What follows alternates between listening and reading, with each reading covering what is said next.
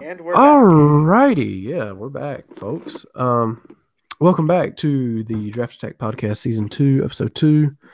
I am your host, Mantron24, along with our race analysis and analysis, our Larry McReynolds of the show, Velocity Velocity. 88X, and straight Yeah. and straight out of the Marvel movies himself, Spider-Man, Top Dragster. Oh, Jesus. I couldn't pass that one up. That spider has not been seen ever since All right, that he's podcast. So, thank goodness. Oh my, for all I know, that thing is like right under me. I don't know. The Spidey's been waiting for this episode to come back. If I see it That's why you again, haven't seen oh it. my! If I see it That's why you again, haven't seen I'm it. gonna lose my mind. Hey, Mark. It will forever be the Draft Attack spider if it shows up again. Is chat working here on? Yeah, yep, it is. It's working for me. It's working. It's really strange that Elijah's is broken. Anyways, as you can tell with the title, we're going to be talking about the 2 races so far in Speedweeks. And the duels? Did we discuss the duels? Probably not. We have not We did discussed not. the duels. All right, the duels. I forgot about that. The duels. I didn't get to watch them. I got to watch them both. So you two I did probably. too. All right, Yeah, so I've you seen- two can talk about the duels. I know who won each of them. And for the truck race, I watched all but the first 8 laps. I only watched the final 4, and my pick won that race. My pick lost today's race, and I didn't see the checkered flag because my stream froze up. Oh. Anyways, They were literally 100 feet from the checkered flag and the stream froze up, and I didn't get to see you won until like 5 minutes later. That happened to me at Talladega last year at the truck race. Oh my gosh. So yeah, we're gonna talk about duels, truck race, Xfinity race, and we're gonna talk about the thing that we forgot to discuss, silly season kind of deal, whatever. We're just gonna talk the driver changes that happened and maybe throw in a paint scheme or two that we like or dislike. So perfect. Okay, let me give my 2 cents on the first duel. The one thing that really ticked me off was how boring it was. Blaney just got all of them into a single file line, and or was it Logano? Logano got them all into a single file line, and they just went around in circles. That was not fun at all. First duel, pretty much. Congrats to Blaney though. But yeah, Blaney Yes, decided, you know what? Nope, I'm going for it. And Kozlowski wound up in trouble, but Blaney managed to hold him off. And checkered flag duel 1 winner, Ryan Blaney. That was pretty awesome for him. That was really cool to see. Getting pushed by a Bubba to the finish. Yeah, that's right. That's right. Yeah, couple, as they say on Fox, BFFs. Couple of buddies, beer buddies. Yeah, Logano was a little salty about that in post-race press conferences, I noticed. Not sure why. It's a racing deal, you know? That's his teammate. Well, I can understand frustration, but you know. Well, hey, if I recall correctly, Logano finished second in that duel, so that will put him 5th overall for the Daytona 500. I thought it was 7th, but I could be wrong. Yeah, all you have to do is just check. Yeah. I'm stupid. Sorry about that. Anyways, so what about Duel 2? I will say this: I caught the final 2.5 laps of Duel 2 because I clicked on a stream. I missed most of the second duel. It was better. It was much better. There was a more double file running. They did wind up in the single file eventually, but Elliott was kind of doing a weird thing going into the corners. Instead of just keeping up next to the wall, he would kind of enter in the middle and then go back up to try and prevent Hamlin from getting underneath him. And it worked out. Chase Elliott goes on to win. It was the once-a-year spectacle. Buy your tickets for next year to see Chase Elliott get his 3rd 9-point win. Once a year, it's a once a year road show, folks. Daytona Duels. Yeah. Indeed. I think last year's duels were more exciting, though, from what I've heard. Oh, yeah, they were, definitely. Agreed. But how about how loose they were getting? I mean, that was crazy. I mean, I like if you caught what Stenhouse was doing, was that duel 1 or 2? Yeah, oh, yeah, I forgot about that. It was duel 1, wasn't it? Yeah, I think so. I remember Stenhouse he spun out Gilliland and he spun out Gilliland. I think he pretty much spun out or someone spun out Eric Jones in duel 2. And then Stenhouse also spun. Oh yeah, and also Stenhouse kind of spun out Byron. That's right. I thought Byron spun on his own. Well, kinda. I guess I don't know. Real quick, hello to SD Baseball, Austin Pablo, Chatty Matty, and Elijah Gordon. Hello, all. And if I don't move this thing back, I'm going to knock it over. So yeah. I think now that they know that going into tomorrow, they're either going to lay off on that a bit, or they're just still going to be race drivers, and we're going to see a few wrecks. And in all honesty, I think this could have potential to be like it was last year. Quite a few cautions. Let me be honest, the new aero package that they have is probably causing most of this. I can agree to that. They're so low to the ground, right? I mean, they're trying to get as much speed as they can, but in doing that, they are just ruining how the cars are driving. Yeah. But hey, I mean, it's just a balance of speed versus handling, and it looks like most of the teams have said we're going speed.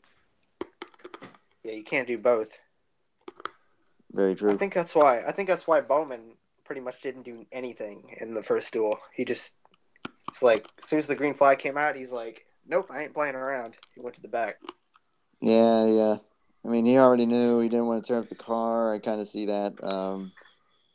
I mean, he could have just started and parked it if he really wanted to. Could he have actually done that? Probably. Well, see, that's where the controversy comes in for him, is people are saying that was just a waste of a practice because he wasn't practicing. It really was. Well, I can see I can see where y'all say it's a waste, but for me, it's more like he was trying to save that car for the 500 because that's the car he won the pole with. He don't want to go to a backup because you don't know how them things are ever going to drive. Right. That is very true. Which I fully understand him in that regard, but I feel like if he was going to do that, provided if you don't retire from the duel, you automatically have to start from the back or something. I don't know. That'd be very controversial. If he had just kind of started and parked the thing, but yeah, I think that would stir up even more craziness. I mean, that's just like him just kind of being out there was like, That's just like you could have gotten some experience, but then again, I keep forgetting he's not a rookie. He's done this for a few years. What year was that the Joe Gibbs drivers just raced at the back? What year was that? 2016? 2015. I thought it was either 15 or 16. Yeah. But yeah, see, it was in the fall race. I'm pretty sure it was in the fall race. That's the 2016, I think. Yeah, that's 2016. It was. That was to me, that was more of just, that's an actual points race. Sorry if I sound like I got something in my mouth. It's because I'm eating some candy. But anyways, no, it's that right there I can understand people being mad about because they paid to go see that race and their driver it's a points race. They're not racing for wins because they're more worried about making the next round, which is understandable, but they're just running the back all day. For Bowman, exactly. This had, I mean, yes, the duels have points in there. I forgot, but so then my question becomes: should they not make it 4 points? I mean, it's kind of stupid to put points in the duels, but no, wait, actually, and Velocity has 2 questions. His second question is new phone. Yeah, I know. Nice. Anyway, sorry about that. But I think it was actually kind of interesting, the fact that they actually did make it for points. Yeah. I thought that was kind of cool. They did that last year, and I still don't think it's good. That's just, oh my God. How is that possible? He's in it, that's why.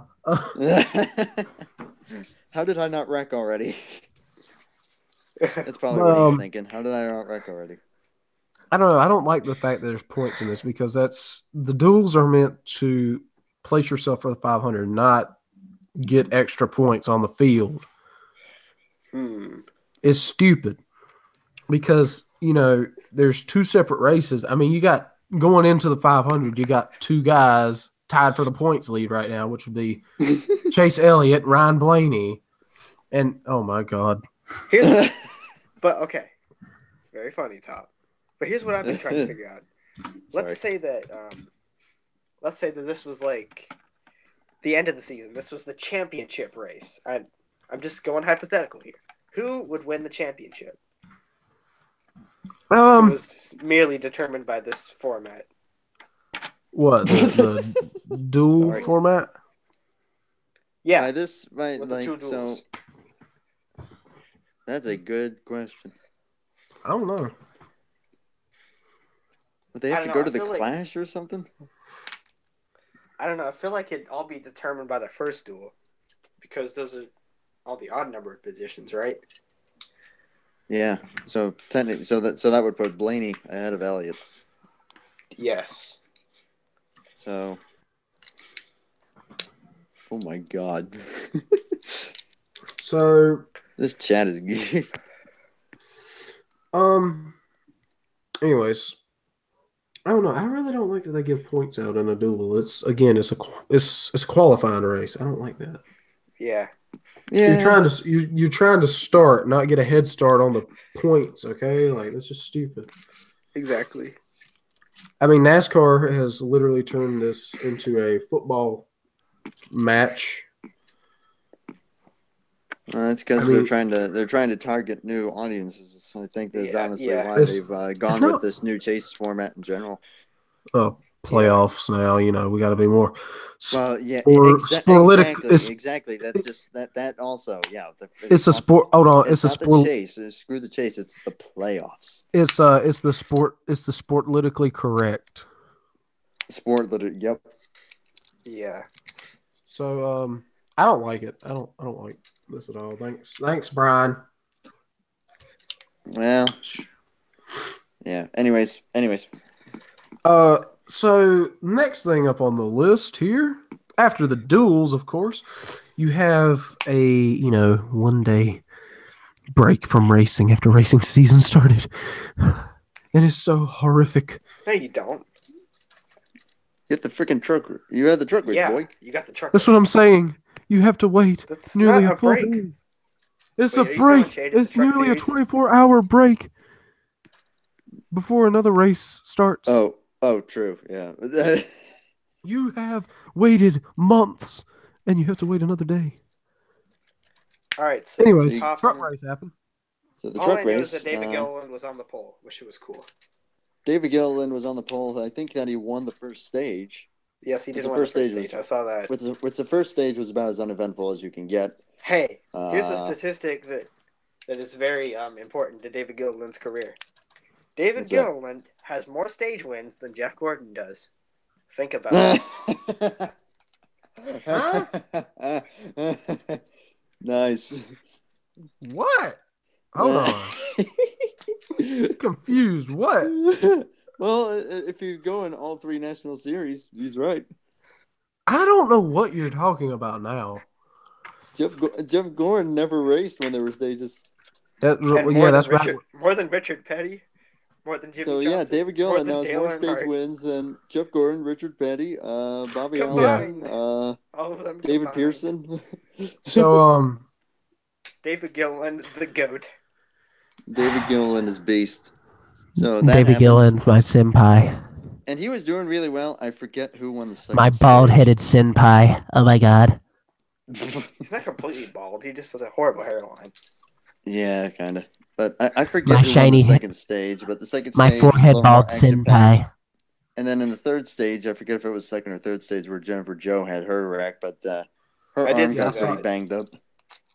I saw the replay, but it was okay, continue. Well, I mean, I knew she was hurt. I mean, I caught one part of it, but I knew she was hurt, whatever. But For some reason, I'm having a hard time really remembering it off the top of my head, but all I know The is only that thing that matters is my pick won that race. I got one out of two so far. Ben Rhodes, and John Hunter Nemechek made a little bit of contact. Just gave John Hunter Nemechek a tire rub. Nemechek stayed out for a lap. The tire wound up absolutely shredding the side of the car. Caused a bit of a medium-sized wreck. I wouldn't call it a big one. There weren't really any big ones in that race, but there was definitely that one. Of course, some people were mad at John Hunter for staying out, even though that's not his decision. That's his crew's decision to keep him out there. That's not his. Right. So literally someone said that they lost any morsel of respect they were getting for John Hunter Nemechek after that. But even though that was not his decision, still hate John Hunter Nemechek. I will not forget what he did to Cole Custer. I will not forget. Well, that. You don't. I will never. That's fine. But disliking him for staying on the racetrack with a tire rub, that is not on him. That's on his crew. So, I will never forget what happened at Canadian Tire Motorsports Park in 2013. You wrecked my senpai, Ty Dillon. You cheater. Nice. You can't even win a race. So, barely. anyways, you had to beat your way. And then Spencer Boyd got a little aggressive with his pushing. Cost David Gilliland a shot at the win because he pushed him up into the wall, but he did keep it straight, so there was no caution. And in the end, the main man, Johnny Sauter, went on to win the race. And I will say this, a very, very, very noteworthy thing to say here. Joe Nemechek, front row Joe, third place. He wasn't on the front row. He's a position behind. Yeah. You all right? What? Because you sound like you're nasally congested. It's because Me? I tried to talk like one of them nerds.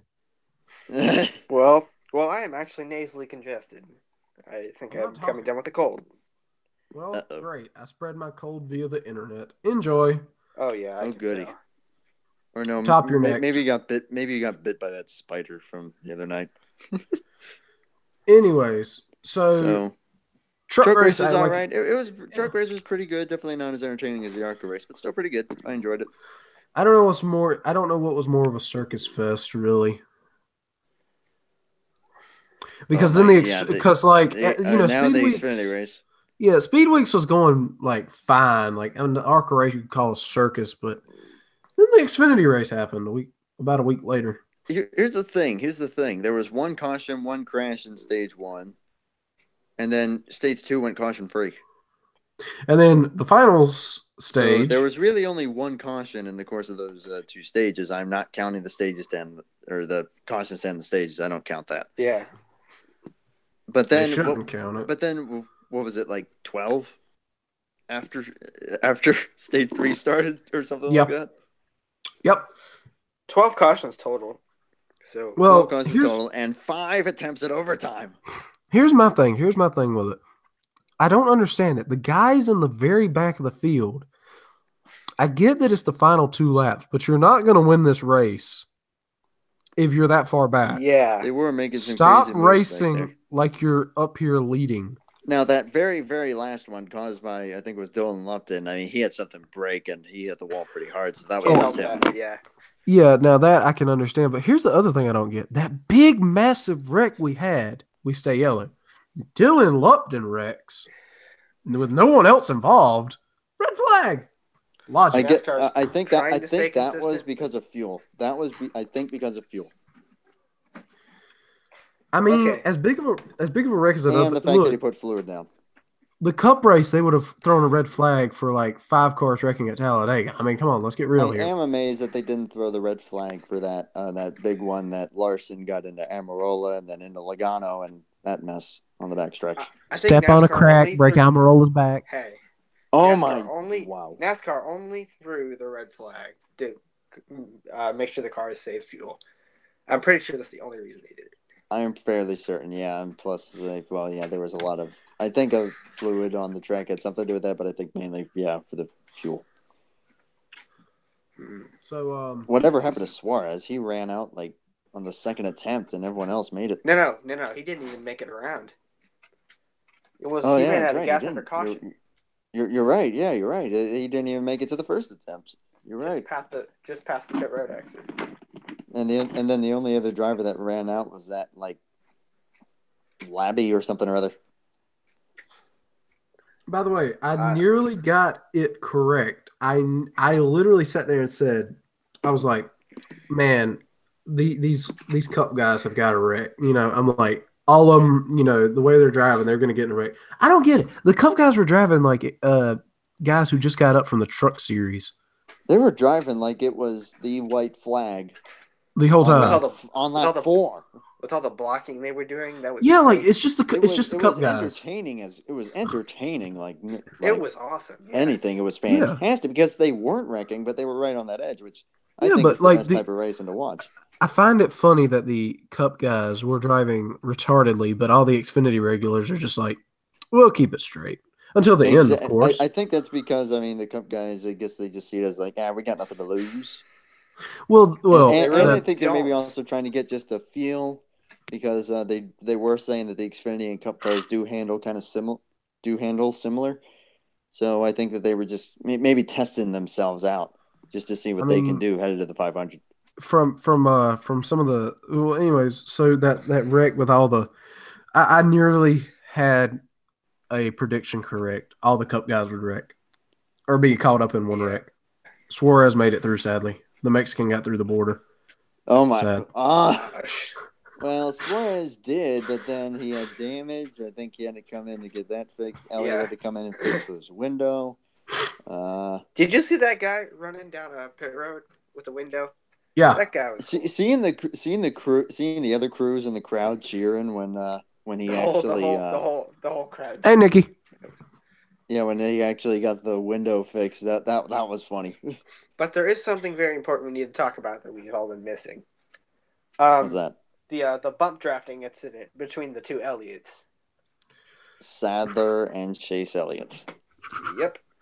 Well, plain and simple. Now, here's my opinion on that. He was, if the rule is that you don't lock up, and they clearly locked up. Well, I think that's pretty black and white right there. I don't think it's a good rule, to be honest. It's not a good rule, but I mean, it's a good call to not a good rule. But here's the thing. That's how I feel on it. Sadler and Reddick were doing it at the end. So that's why I thought Ryan Reed won that race. Now I'll tell you this.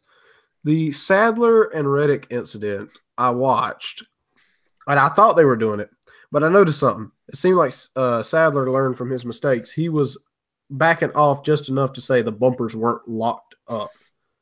Okay. He'd get up there, he'd let off, and then get right back. Like the draft would pull him back.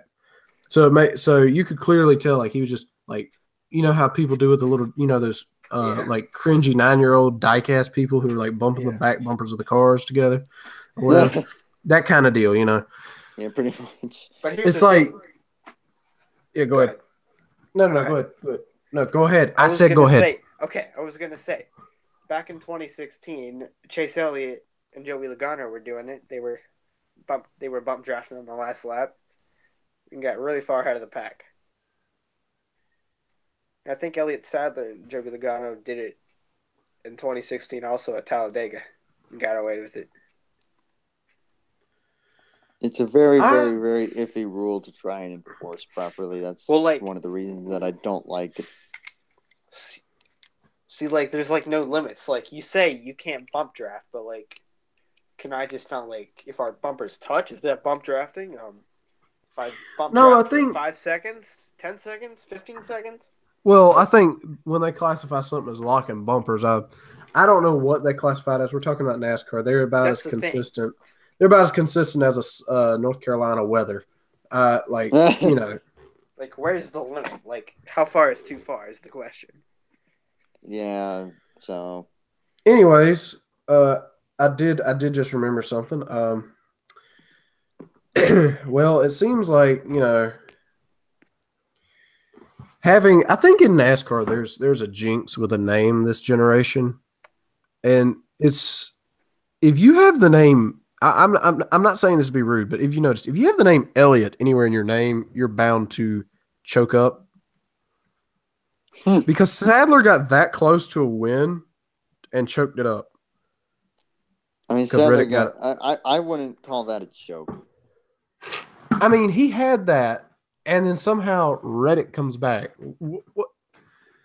I'm just saying, if you have the name, if you have Elliott in your name, whether it be first, middle, or last, you seem to have the curse of choking or making it look like you choked. Well, Sandler did not choke. Yeah, choking because you lost by one of the closest margins in all of NASCAR history, which they did actually say that was one of the closest, if not the closest ever. It had to be the Which, closest. holy smokes, that was something. Just by lap time wise, that was the closest. That was amazing. That was fun to watch. I thought it was Sadler. I was like, dang it, I wanted Reddick, and then it's like they showed Reddick, and I'm like, what? I thought it was Reddick at first, but then I was like, oh man, that was close. I think it's Reddick, but I'm not sure. And yep, it was Reddick. I mean, that was close. That race was really something to behold, and I'm kind of hoping that tomorrow is going to be kind of the same. Yeah, and I know tomorrow after I think tomorrow, probably around 8:00, we do that podcast as well. I need to get back to doing my series races at some point. I think through the week would work out with that stuff. Yeah, we'll see.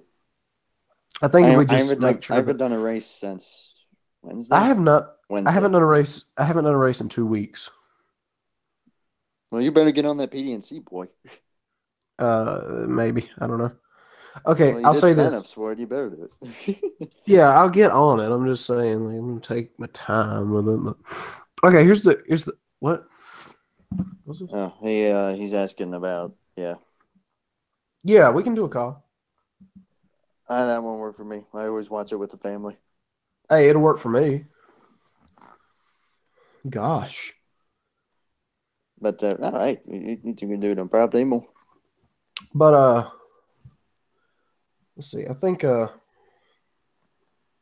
if we can get these podcasts down to like a 30-minute thing, unless it's a big topic. If it's a big topic, like throw everything else out the window. We got to get this thing done. But like if nothing interesting happens during a race, 20, 30-minute stream, good enough. Probably. Something interesting happens, like a fight, big crash, someone died. Hope not. Yeah. Yeah. So. Something that's. Crazy. Hold on. What is this? Let me think. We're on the. What is this? The 16th or 17th? Is this 17th? 17th? No. I'm thinking of the 17th anniversary of Earnhardt's death. Is tomorrow? Oh. Wait, what day did it happen? February 18th, 2001. Are you sure? Positive. Then why did...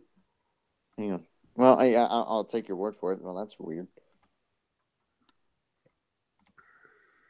Like, I am 100% positive. Well, then again, maybe that makes sense, yeah. But, damn. Yeah, sorry. So I don't know the like how many years it's been. What I'm saying is I know it's tomorrow. Man. So 60th run of the 500 on the 17th anniversary of that. Yeah, so if okay, we were discussing this in Nathan's stream, by the way, his Xfinity stream. And y'all can go check that out. Go to NS Racing 42 is his second channel. Y'all can watch a stream that we did today. It is hilarious because we had VG03 in there, and that was just downright hilarious, some of the stuff he was talking about. But we were discussing this.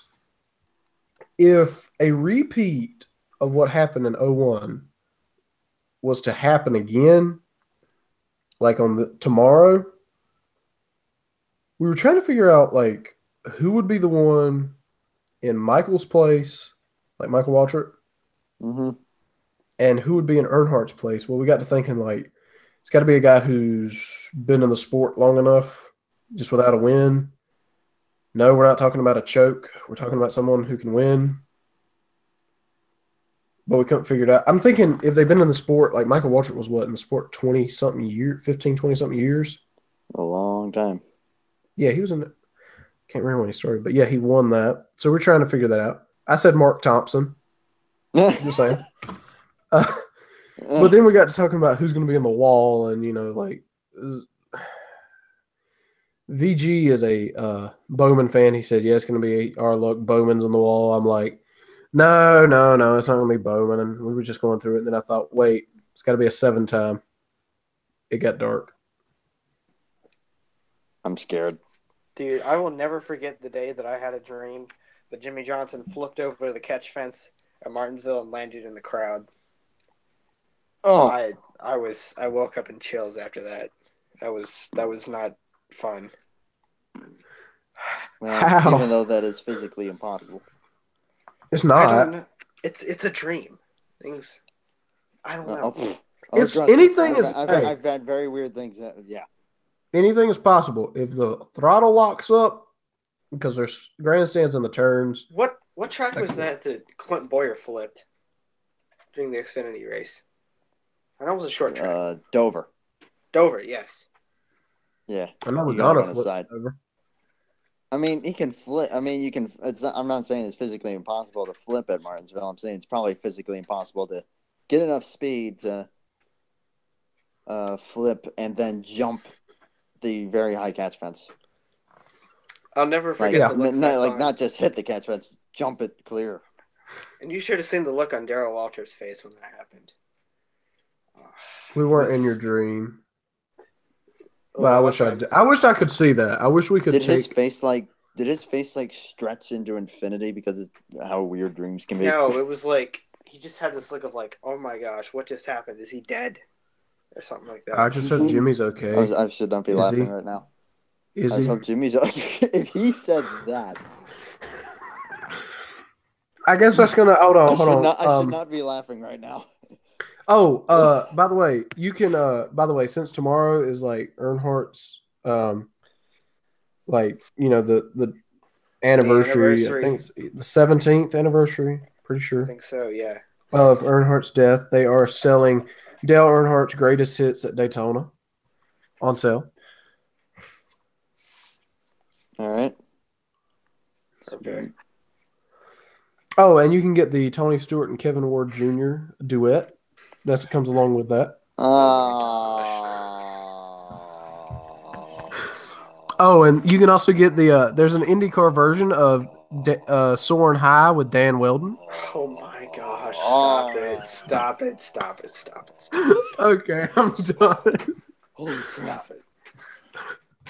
That was. I got a little dizzy there. We're gonna lose half our subscribers. No, half We're of them gonna are lose our actually listening. sponsorship. What sponsorship? Oh no, Martin Truex as our icon. He's my senpai. We're gonna lose Draft Attack as a sponsor of Draft Attack. We're gonna have to change it to. We're gonna have to change the driver to Mark Thompson.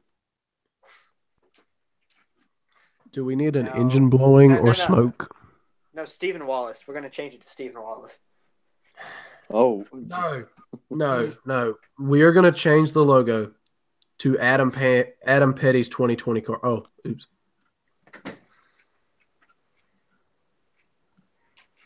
I'm done. Anyways. Jesus. Oh wait, I got a good idea. I actually got a good idea. Let's put let's get OJ Simpson's white Ford Bronco and put on here. Okay.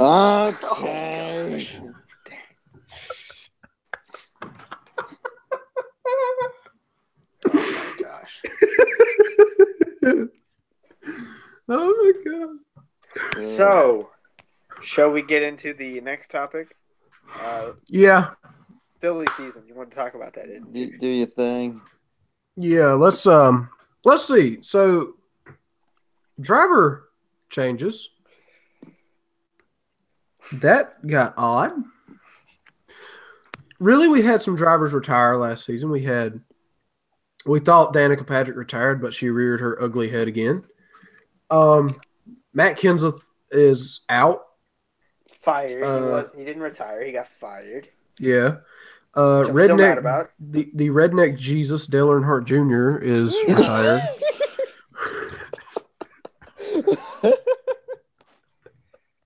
Dale Jr. is redneck Jesus. Don't deny it. Redneck Jesus. He is a Redneck Jesus.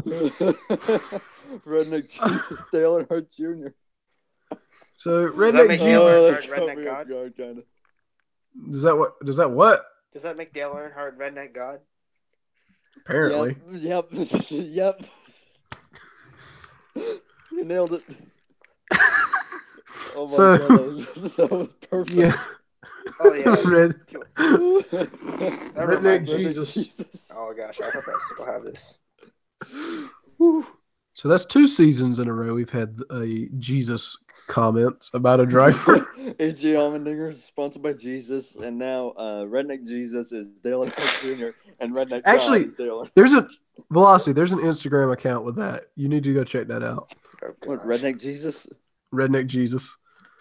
I can send you a post of his, just so you have reference. But anyways, so those 3 are out of a ride and or retired. Well, we thought Danica was. She found a ride. And we thought Junior was. He's not.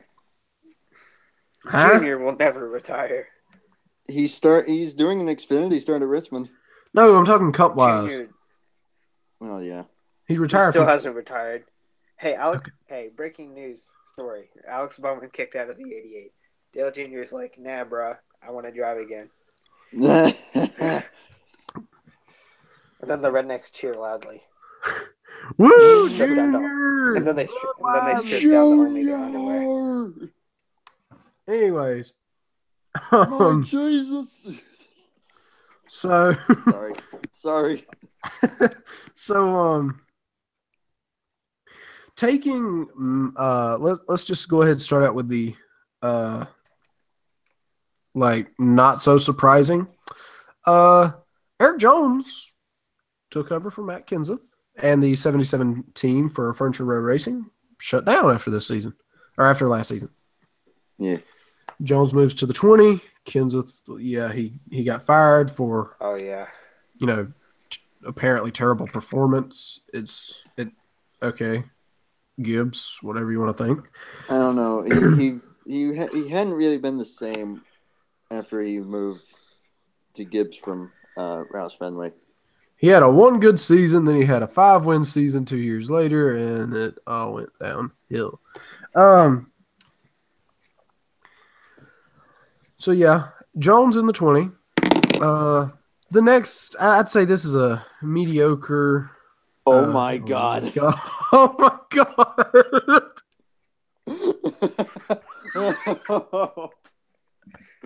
Yeah, I remembered I found That that is somewhere. beautiful. Hang on, wait. Well, Oh my God. Redneck Jesus, everybody. I found the title can of our actually do this. podcast. There we go. Oh man, admire it. I'm saving that image.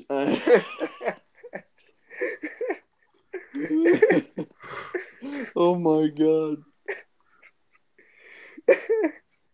Here, Velocity, Red- check your Insta. Here in just a I'm second. literally titling it Redneck Jesus. There you go. All right. Oh So- my gosh. Anyways, and you can go look at his other posts too. But, so yeah, the next not so surprising. I mean, like once Junior announced his retirement, you just had like a handful of people that they talked about taking his ride, but the one that stood out was freaking Bowman. I mean, Bowman the showman. Come on. Bowman did good when Junior set out. I mean, heck, you got a poll, and how many laps did he lead at Phoenix? More than Junior did mean- the entire year, sadly. Are we talking just 2016 or 2016 and 2017 combined? 2016. Okay, Maybe so 2017 could. Yeah, maybe 2017. I got no clue. All I know is like that was sad. But yeah, so Bowman, took over the 88 as Junior stepped out of full-time Cup, out of a full-time Cup ride. Then probably the most surprising thing was Eric Almirola taking over for Danica Patrick. I mean, I found that a little shocking, to be quite honest, because, I didn't really think that could, I didn't think that would happen, but it did. So It's all I about didn't think so sponsorship. either. So then that left the 43 open. And Now, that was here's like, oh my gosh, who's getting that? Well, I mean, you could pretty much figure like Petty, he doesn't have a lot of drivers he can pick from. So he had old Bubba Wallace from, taking over those few races for Almirola. And hey, that worked out. Bubba did pretty good. Here's the weird thing I find. I could see that happening. I could see Bubba taking over the 43. What I couldn't see, Petty going from Ford to Chevrolet. That was scary. 10-4. We'll try and get this wrapped up here. Now, since you said that, probably like what else? Oh yeah, probably the fact that RCR shut down their number 2017. I had heard Brandon Poole was going to that. I heard a few rumors about it, but nothing transpired. So RCR shut the 2017 down. I was really hoping Jeffrey Earnhardt would go there. Just saying. Well, so when they shut that team down, where would Menard go? I mean, we already knew Blaney was going to Penske. I mean, it's already a done deal. Didn't know who was taking over the 21. Menard taking over the 21. It was an awkward thing. Yeah, it was kind of like one of the more surprising ones. I'd say that's probably the most shocking to me. Well, Paul Menard in the 21. You can only imagine the amount of sponsorship money that he's bringing Wood Brothers. Yeah, I mean that's true, but like I'm sitting here thinking that's. But driver-wise, yes. Well, who knows? Menard might actually perform because RCR really didn't give him equipment. Well, yeah, that's true. I mean, we keep saying, "Oh, Menard stinks," but was he really that much worse than Dillon and Newman? No, they Dillon and him have the same amount of wins. I mean, go figure. So, yeah. Both actually winning Crown Jewel events as their first and only wins. That is true. Yeah. Menard Brickyard 400 and Dillon the Coke 600. So. Yeah. And Blaney in the 12. I mean, he drove that part time in 2014 at Kansas. I know that much. So. Other than that, I mean, I'm trying. What other changes do we have? Danica's in the 7 for just the 500, which I am going to say this. It's a premium motorsport car, and she kept it in that single file line in her duel. So, just saying. Probably another one is Casey Kane going to the 95 for Levine Family Racing. Kicking out. Thought they would go to a two-car team. Me, the fact that McDowell left that. Here's the thing. Got booted. I thought they would go to a two-car team because they did that for a few races. They didn't. Yeah. So where would McDowell go? Lo and behold, he gets stuck on Front Row Motorsports. I'm really surprised Landon a step Castle down, got fired. just kind of. That's the issue. I think that's a step down. I mean, in all honesty, Castle. I mean, the guy is awesome. I am a fan of him, but let's be honest. Driving wise, really he was outraced by David Reagan quite a bit.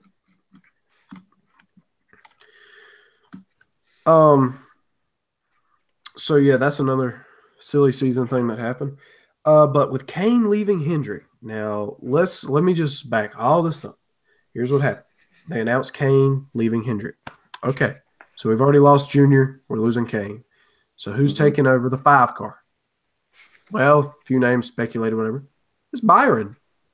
Might be a little rush for the kid, but then again, he's won in everything he's driven first season, hands down.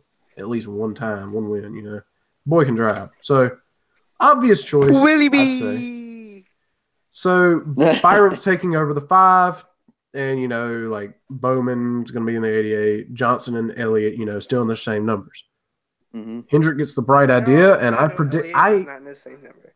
No. At the time that it was announced, Yes. Elliott was still in the 24 and would still be in the 24. Okay. Okay. What does Rick Hendrick decide? Like a week or two later, hey, you want to drive? He calls up Byron. Hey, want to drive the 24? Sure enough, Byron's in the 24. Now, where would that put Elliott? In his father's famed number 9 car. And then Mantron cries tears of joy. Yes, and the weird thing, just like with the fact that I predicted in like June 2016 that Eric Jones would be in the 77 5-hour energy Toyota. I also predicted last year that Byron would take the 24. This was before I even knew Kane was leaving the team or anything like that. I easily predicted Byron taking the 24, Elliott going to the 9. I didn't, really know anything about Junior retiring. This was before that happened. So I predicted those 2 instances. Everyone called me crazy. And what happens? It happened. Bada bing, bada boom.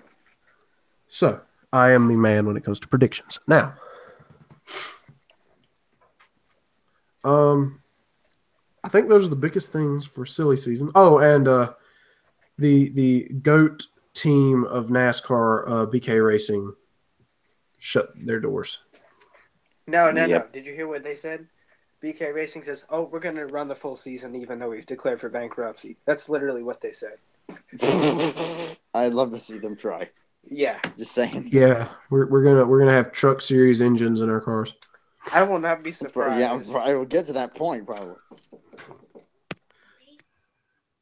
But yeah, that's silly season in a nutshell. Now here's the thing. We did this last year, picked paint schemes, whatever. Throw out your favorite paint scheme and your least favorite paint scheme so far. Top, go. It's on you. Well, I really, really do like Chase Elliott's number 9 Napa car. That thing is, I will admit, awesome. Although then again, so is the 24. Oh man, that'd be a tough one.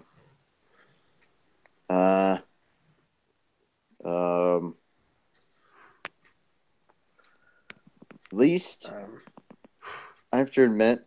Okay, I know, like Danica's is obviously kind of gross, but for some reason, I am not a fan of the 34. What like do you mean? the Love's car. I'm not a fan of that thing at all. It's the same thing as last year. It's always the And the year same thing before every that. year, and it's just plain old orange or yellow or whatever you want to call that. It's just Egg yolk. egg yolk. That's perfect. I don't know. That thing just It's so there's a. I just thought I'd throw something out there that probably isn't talked about very much, but that's just meh. So, Velocity, what is your favorite paint scheme that's been released so far this year, and what is your least favorite? Go. Favorite paint scheme? Well, I really like the 24. That's probably my favorite. Okay. Least favorite. Can't blame you. I might have to go with Blaney's scheme because it looks really plain. His Menard scheme. Oh, It's just like bland. banana. I heard that term too. I like It's Menard's. literally Paul banana Menard's color. scheme, It's I like Paul Menard's scheme, but not Blaney's because it's just way too plain. All right. I think it needs those signature Penske pinstripes on the side of some sort. Yeah. Yeah, just like there's nothing to it. All right. So I'm going I to see say where you're this. coming from there. I'm taking a look at, like this season's paint schemes, but for my least favorite one, I have to look back to last season and compare it to this season's. Okay? It's going to seem weird. All right. But my favorite paint scheme, I'm going to be completely biased because I don't care. No, I'm joking. It just brings so many memories, is William Byron's 24 car. I like that car when It it just released looks it. awesome in general. But yeah. If that was like, I think William Byron, he makes he to me, he reminds me of Jeff Gordon. So I like that he's got that car. If that had been anybody else, I'd have been like, no, this is a disgrace, get it off. But to me, Byron and Gordon just seem like you know, they were nobodies and they're making a name for themselves now. You know what I'm saying? Had to work their way up hard. I think, you know, that right there just proves it. And that's what I like. I like it. It's awesome. My least favorite scheme. So last season, and even on the icon, you can see Truex's Bass Pro Shop paint scheme from last season. Spot on. 2016, 2017. Awesome. 2018, whoever thought it was a good idea to put more black than orange, they need a good old sock in the mouth, so to speak. They need to get their head, like, you know, rewired so that they don't make stupid mistakes like this. That scheme is just it's a letdown. I'm expecting nice bright orange. I'm expecting a car that I will notice on track, not one that camouflages itself with the track. Maybe that's what they were going for.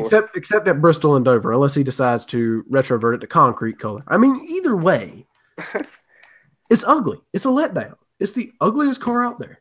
And if he's going to if you know, they're going to stand there and say, "Oh, this is a nice looking scheme." You're stupid. It's ugly. Yeah. Newman. I don't care for Newman's either. At least for the 500. I don't care for that thing. What's he running in the 500 again? Bass Pro and Cabela's. I actually like that car. That car right there, I like. That's a nice. I just initially saw it on the. I just initially saw it on the Camaro, and I was like, okay. When I first saw it, I had to agree with people. It looked like vomit. Then you get it on the car, looks good. It's like one of those schemes that it looks bad in designs till you get it on the thing, and it's like, like Johnson's car last year. It looked ugly on the T-shirt design or whatever they had, you know, the drawing. Get it on the car, it looked good. This year's Johnson car, though, I mean, that's like him and the Truex, tit for tat. It was disgusting. Yeah, I mean, for Jimmy, that's I don't think it necessarily looks bad, but for me, it's just like it looks just. Is this really the scheme that a 7-time champion would run? No, it looks more like something that BK Racing would have used last year when they were having to make budget cuts on their paint shop. Yeah, but hey, you know, I'm not the judge. You know, if they want to look like, you know, a Chapter 11 bankruptcy team, go ahead. I mean, you know, we're not going to judge. Whatever you want. Maybe that's their tactic. Yeah, get them that 8th championship. That's going to be fool everyone into a false sense of security. That's going to be an ugly championship car. Maybe it's his dark times off of last season. Maybe he's representing that, how he felt. And maybe it's going to get even darker whenever he announces that he's going to retire sometime in 2020. I don't know. You know, you never know. Anyways. So, yeah. I was trying to remember what I was going to say. Oh, crap. Forgot. Yeah. If it comes back to me, I'm just going to stop everything and blurt it out. But well, all I know is this before I think we might be wrapping this up here. Pick to win for tomorrow. I would probably, well, is there really much doubt that Brad Keselowski isn't going to at least be up there, even though he's starting from the back now? I mean, he started dead last in the Clash. Yeah, trust me, he'll get up there and he'll be up there for a while. It's just a matter of if he'll be up there at the end. And if he is up there, then I think he's looking pretty good. Chase Elliott, I wouldn't count him out. He's a pretty good plate racer. He's really aggressive. So the way I see it, he's either going to win or wreck. That's probably true. the second, probably the secondary. But hey, yeah. So you saying Keselowski? Pretty much. All right, Velocity. Who you say? I don't know. I really feel like this is Chase Elliott's year. All right. And if he doesn't win, he's gonna wreck. He's gonna wreck trying. All right. But the Pepsi car is gonna be hard to beat, though. Ain't that the truth? Who you got, Adrian? As much as I'd love to see Chevrolet sweep these three, you know, the Truck, Xfinity, and Cup, You know, Kez is my pick. I got to go with him and the Blue Oval boys. It's just I feel like I know what Velocity's saying. He feels like it's Elliott's year to win the 500. I get it. Elliott's tired of choking, but I think he's going to have to wait till next year because I think Kez has got this. Keselowski is just too good of a plate racer. So now, but yeah, I think Redneck Jesus is going to win. Now, I'm going to throw in a real quick curveball on y'all. Who's the dark horse y'all have? Let's see. Stenhouse. Would you really consider him a dark horse, though? No, but close enough. Because it's his pick as a dark horse. I mean, you know, it's who he feels is the dark horse. Okay. For this race. All right. Or since he's now in the 95, Casey Kane. He can still get it done, I think. True. Okay. He's a good plate racer. That 95 has shown good plate speed when it was McDowell's. I think it's going to be a good combination. I think that we'll see that 95 do pretty decent. And the 34. How about, the 34 is definitely going to be one. Heck, both front row cars, I think, might be top 10 contention for a while. You got to pick one now. Which one's your overall dark horse? You saying Stenhouse? I'll go Casey Kane on the dark horse. All right, he goes Casey Kane. Let's see. Velocity. How about Bubba Wallace? You guys saw how great he did the other night in the duels. I think he's gonna have a real shot at this. And did you guys see how ecstatic Richard Petty was after that race? Well, see, I think Petty finally realized that Ford is not the way to go. Yes, he is. He's getting it done. Bubba Wallace looks like he's getting it done. But seriously, did you see what Petty did? He did two things he almost never does: walk without his sunglasses, and walk down pit road after a race. He rarely ever does that. No, what's rarer is if he didn't have his hat or glasses on and no belt buckle. No belt buckle, true. Seeing Richard Petty without a hat is like seeing him naked. Pretty much. It's kind of awkward. Now, for my dark horse pick, you know, I watched him get his first, and it was my first race as well. Happened at this track, but it happened in the 400 in 2011. I got to go with Reagan. All right. Yeah. Reagan. I think he's got this one in the bag. If he gets in contention, if he gets in the good contention spot, he's got it. He was actually, I think he was there last year in the 400 as well. Like he was up there in the top 5 at the finish, I believe. Oh yeah, he was. Leading, he was leading. That's right. Caution, yeah. Yeah, so I think Reagan might have a shot at this. He's my dark horse pick, though. So let's see if I can get 2 out of 3 races this weekend correct. Yeah. All right. Now, I'm going to do the signing off here. Thank you all so much for watching.